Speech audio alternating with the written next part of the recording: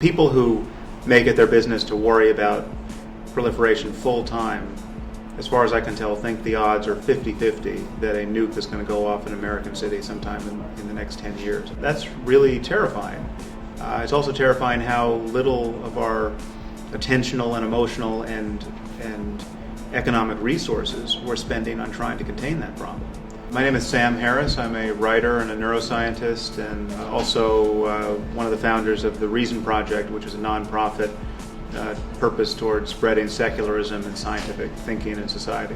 We should be talking about real problems like nuclear proliferation and genocide and poverty and the crisis in education. I mean, these are issues which tremendous swings in human well-being depend on, and it's not at the center of our moral concern.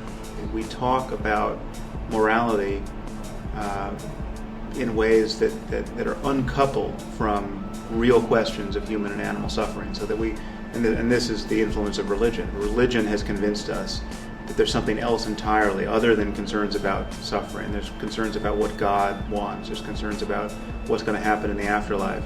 And therefore we talk about things like gay marriage as though it's the greatest problem of the 21st century. We even have a liberal president who's ostensibly against gay marriage because his faith tells him it's an abomination. It's completely insane.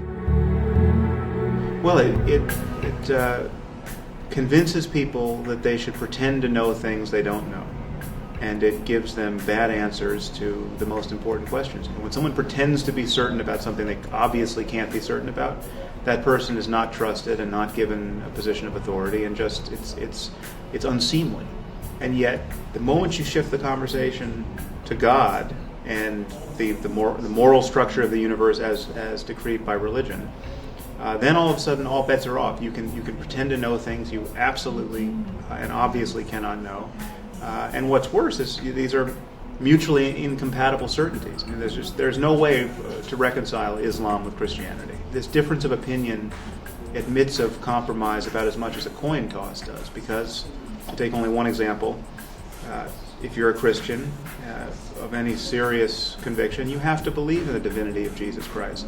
Well, it says in two places in the Quran that if you believe that Christ was divine, you will go to hell. So there is no compromise there. I mean, either Jesus was divine or he wasn't.